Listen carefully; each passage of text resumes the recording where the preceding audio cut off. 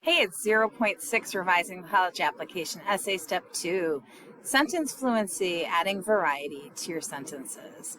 The lesson objective is students will be able to revise, add to the first draft. So we're talking now in this video about part of criterion 3, which says sentences are lyrical, poetic, and dance along like a lively script. When I say that, I'm really talking about your sentence fluency. So we talked about in the last video, free of errors and awkward language. That is part of sentence fluency, but it's really more about just writing correct sentences that are structured correctly. Now we're going to go a level deeper and talk about how to make sentences that flow, that sound poetic. So when we talk about good writing, oftentimes we talk about the 6 writing traits. The 6 writing traits include ideas, organization, voice, word choice, sentence fluency, and using language. So we're focusing right now on this guy, sentence fluency, and it's just one piece of all of the different traits that are important in order to write well. Sentence fluency is the rhythm and flow of language.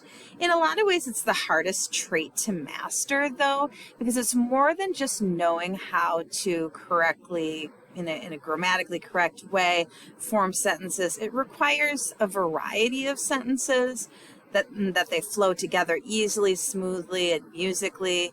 And so in order to achieve that, you have to first recognize good fluency in texts that you're reading.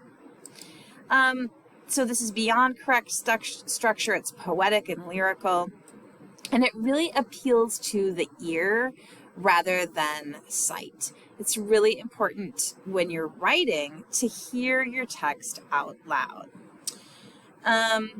The term sentence fluency refers to the way individual words and phrases sound together within a sentence, and then how groups of sentences sound when read one after the other. Now, part of that is we have kind of this internal hearing that we do as readers when we read without even reading it out loud. But why we ask you guys sometimes to read things out loud as you're writing is it forces that internal ear to then become external, and it makes it even more important. It makes the sound even more important. It includes, when we're talking about sentence fluency, it includes cadence, strength, rhythm, and movement. These are similar qualities that you're studying when you study music, right? Which again is focusing on sound. So this lesson about sentence fluency is really helping you to look at how to improve your sentence fluency, and there are a lot of different ways. The first is varied sentences. The second is varied length and structure. You want to make sure that your text is easy to read out loud, that it has a good rhythm and flow, and that the sentences are well built. So let's talk first about varied beginnings. Varied beginnings include purposeful and varied sentence beginnings. And those add variety and energy to writing. For example, look at how an adjective at the beginning of a sentence makes a difference in these particular sentences. So we have Thomas, that's the subject, ate, that's the verb, 2 portions of meat, nothing else. Now, in the next sentence, we add an adjective and start with the adjective, saying hungry, Thomas ate 2 portions of meat, nothing else. And so you can see how it changes the feel of the sentence. And what you want to do in your writing is to try to begin sentences in different ways. Not always start with an adjective or always start with a verb, but to shake it up, change it up a little bit. Here's another way to start a sentence. You could start with an adverb. And so here we have overnight, showing us when the event occurred. Jem had acquired an alien set of values and was trying to impose them on me. So that's from To Kill a Mockingbird. And beginning the sentence with the adverb is quite effective there. How about this one? Outside, beyond the low white fence, a wagonette with a pair of cabs was waiting. It's another sentence that begins with an adverb. That one's from Sir Arthur Conan Doyle's The Hound of Baskervilles. And here's an adverb that shows us how quickly and quietly over the guard's head George walked away, from Curious George. Okay, so adverbs are a great way to start sentences too. Vary your sentence beginnings. Also, vary the length and structure of your sentences in order to work on your sentence fluency. So varied length and structure, don't use the same structure for every sentence, not just how it begins, but the overall structure. Make some sentences short and some sentences long. Let's take a look at some sentences that we looked at earlier in a different lesson when we were talking about showing versus telling. This is from the Louise Erdrich text, Love Medicine. So the very first sentence, she was a short, broad-beamed woman with long yellow eyes and spaces between each of her strong teeth.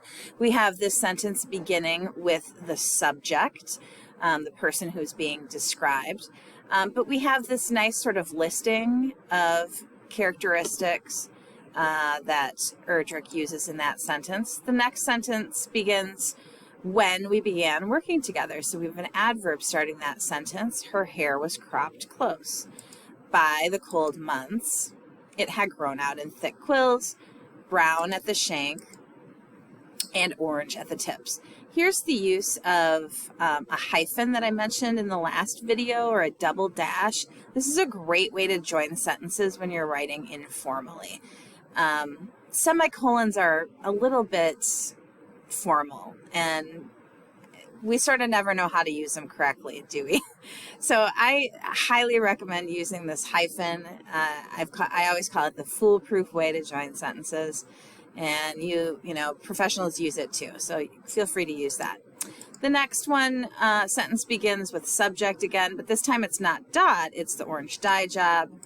And it's quite a short sentence. Had not suited her coloring.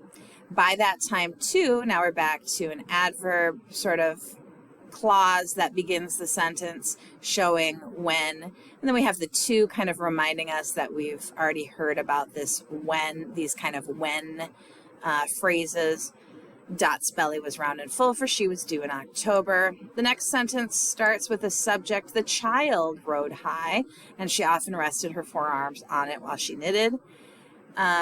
One of Dot's most peculiar feats, starts the next sentence, was transforming that gentle task into something perverse.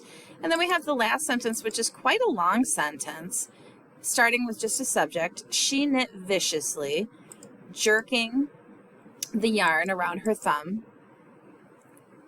until the tip whitened, pulling each stitch so tightly that the little garments she finished stood up by themselves like miniature suits of mail. That sentence is so satisfying to read out loud because it just kind of trips off the tongue. The commas are just at the right spots to help us pause to understand, and also it sounds nice. It flows well. All right, so varied beginnings, varied length and structure we talked about. How about well-built sentences? Well, that was really what all of the last video was about, which was avoiding run-ons and avoiding fragments. That's how you know you have well-built sentences. The last two things have something to do with each other. They are rhythm and flow and easy to read out loud. And this is the key way to work on sentence fluency. It's reading your work out loud. The more that you read it out loud, the better you are going to have, the better your sentence fluency is going to be, and the better your sentences will flow together. I think that is all that I have for you on this video. So I hope that you enjoy revising your essays and that you got some good tips here about sentence fluency.